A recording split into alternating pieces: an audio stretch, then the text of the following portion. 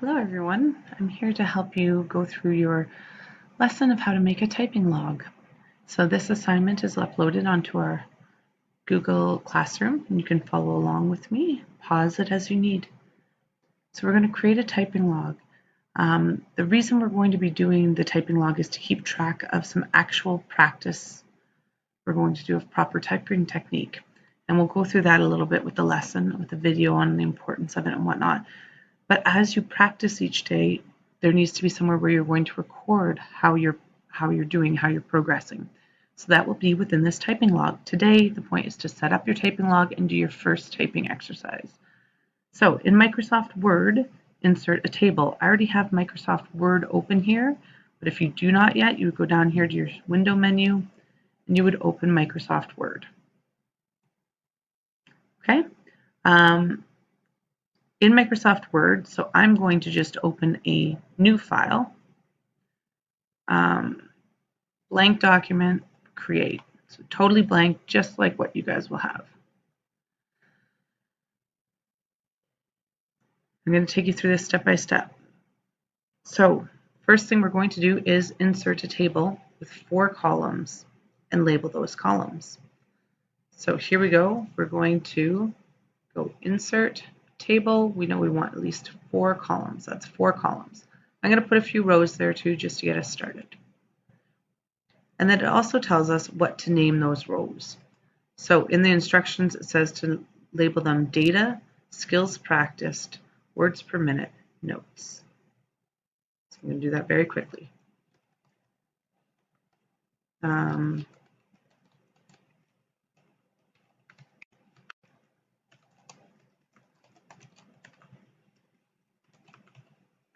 Okay.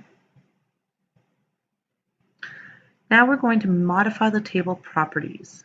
We're going to select table properties in the menu, center the table, select a width of 7.5 inches, and then adjust the columns afterwards to suit our text. So we're going to start with that. The way I generally do it for the table, I click inside the table, I right click, and then I go down to table properties as a shortcut. Within our table, we said a preferred width of 7.5 inches.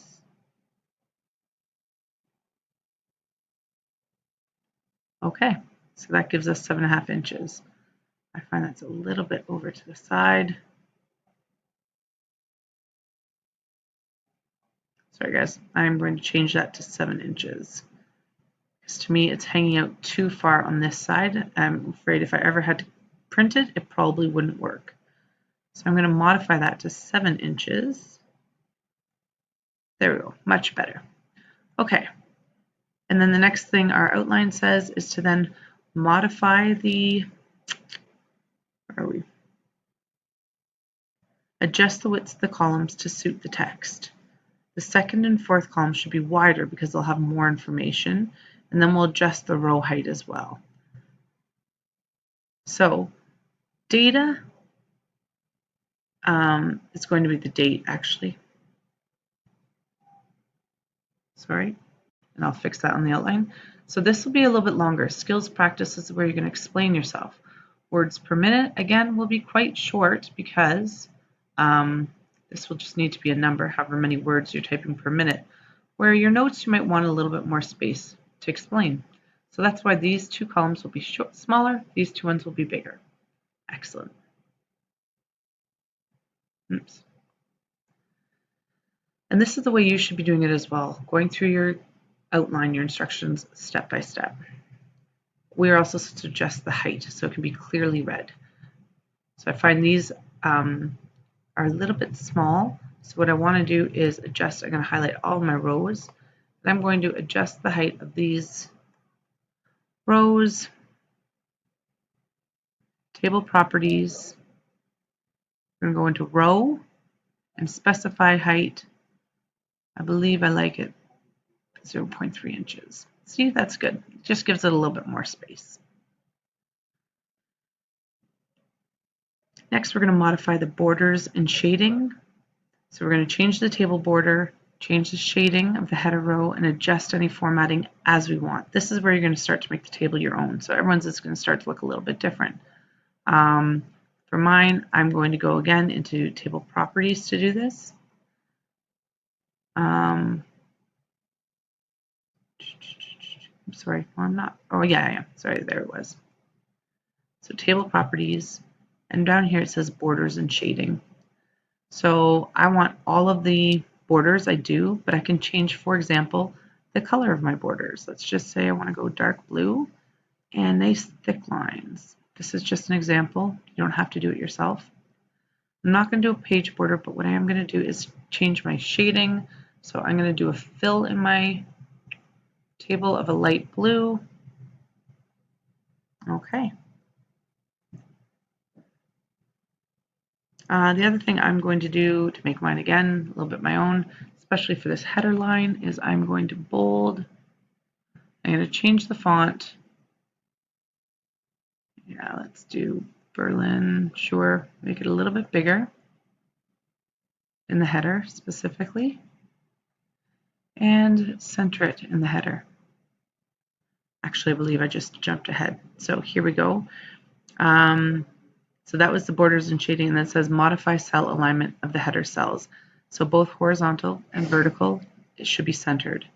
Adjust the alignment of the other cells as desired. So that's what you just saw me center it horizontally, but what you're going to see now is within these cells, we want to center it also vertically. There we go. Looking like a proper table now. Next, we're going to insert a bunch more rows so that we can fill our page. I'm going to go for most of the page. And then you're going to add more if you need them. Complete the table in Word document by creating a header and a title, a footer, any other text or images, and then we're going to save the file. So first I'm going to insert. So if you just insert cells, so I'm going to insert rows below. It'll keep using the same format. I'm going to do it again. Insert. Oops, sorry. Right click, insert, cells below. One more time. Right click, insert, insert rows below. So now I fill pretty much the entire page. I'm also going to add a header to my document. This is going to be likely my name, my BTT typing log.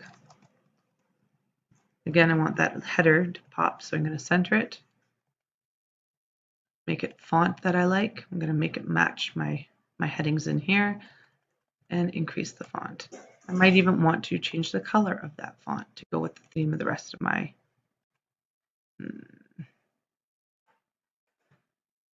that one. Go with the rest of my work.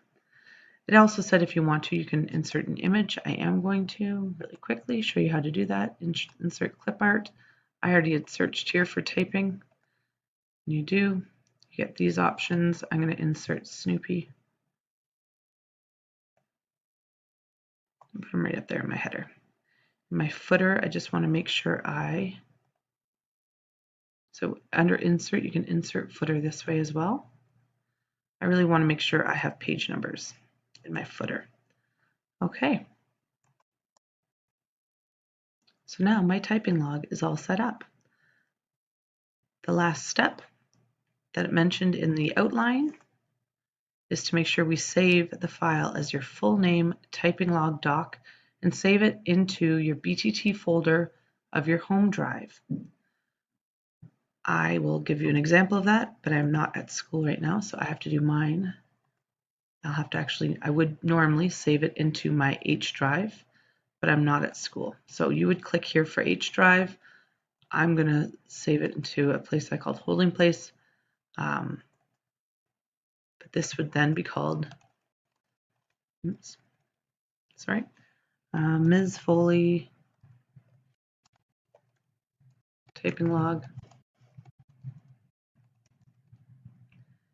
Okay, and I'd save it there for later use. Okay, and now you've created a typing log.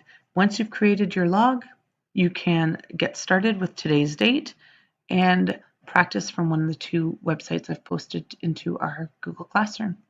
Good luck.